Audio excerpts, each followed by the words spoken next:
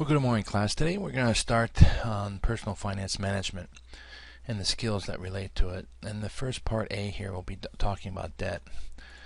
And before you can manage a business, you must first be able to manage your personal finance affairs.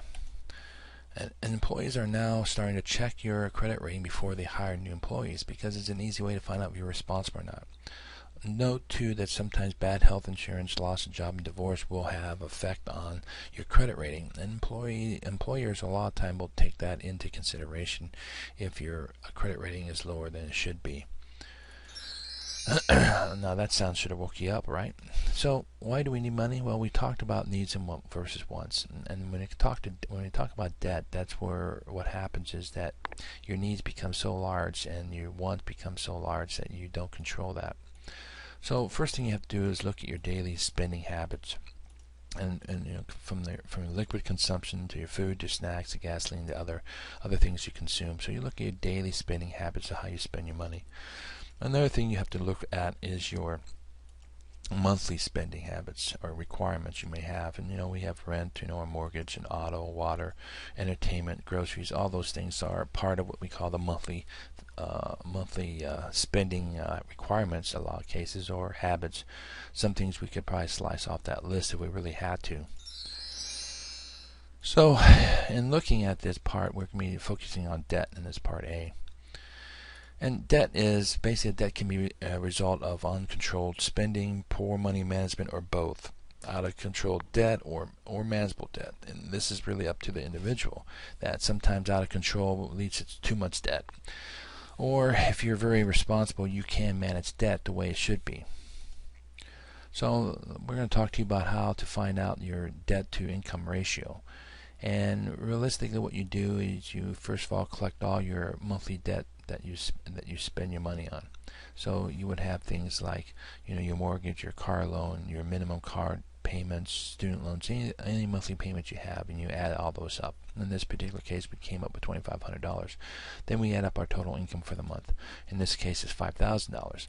So we'll apply what is called the debt to income ratio, which basically is a monthly debt, monthly debt that you have, divided by the B, which is your total monthly income, to find out, and then multiply by 100 to find out what your percent was. And in this case, it's 50%. So this is their debt to income ratio, 50%. If we were to take that to 50% and chart where that falls into, you'll find that 50% falls on the very bottom here, where it says it's on 50% or more. It's overloaded with debt. Pay off debt and get help. If you're in that category, you're way over your debt limit there that you're supposed to be at. And so that's what debt to income ratio is used for, to find out where you are, and if you're healthy, if you're managing your debt correctly, or you're getting yourself in a situation where you have too much debt. And so if you really, no one wants to be in that position, right?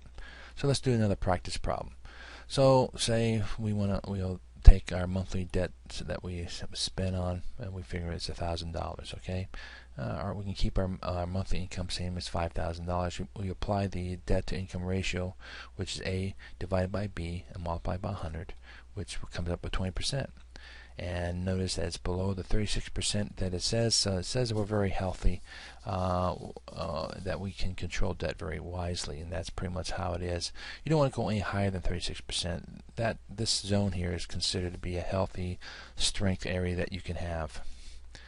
Let's just do a practice problem here. So just how you set the problem up. Basically, you just set the problem up with the your monthly debt spent, which is A, and then your total income is B, and then basically you set that up and divide it A and divided by B, and then you multiply by 100, and that will get you percent, okay, of your financial, of your debt to income ratio. Now make note of these calculations, because you'll see this calculation on other quizzes and exam.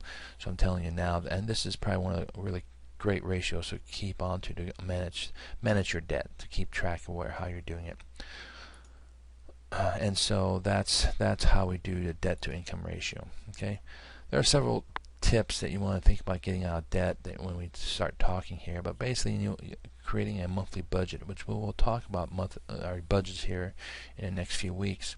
But you want to create a budget so you can track your expenses. Well, find out what your expenses are so you know how much you have available to spend. You want to pay off your balance of your credit cards or credit card, starting with your highest one, and work downward and get out of debt there.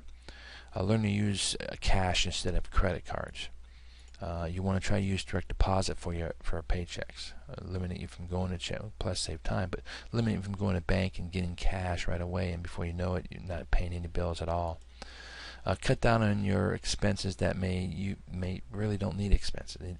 Some expenses like buying that very expensive coffee in the morning, and cut back on that possibly. Also evaluate your living situation, about how you use your air conditioning, your windows, lights on, things of that nature, to help find ways to cut back on your living expense costs. Avoid borrowing money to get out of debt. I mean, that's like a vicious cycle. You're getting more debt to get out of debt, and what happens is you just pay off your credit cards and come back and you have free credit again.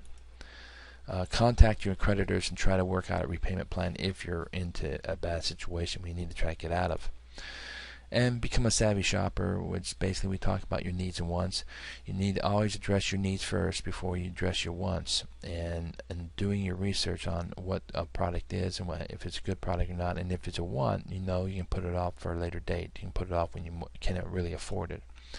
And look for ways to make some extra money. If it means working an extra day, if it means picking up a part-time job, if it means selling some things in a garage sale, whatever it is, to pay your debt off sooner, that would be a good thing to do to get yourself out of that debt problem. And if all else fails, you should really seek out a specialist or counselor to help you provide a plan to get yourself out of debt. Okay, this is the end of part A, which deals with debt, and we will continue on to part B here in a few minutes.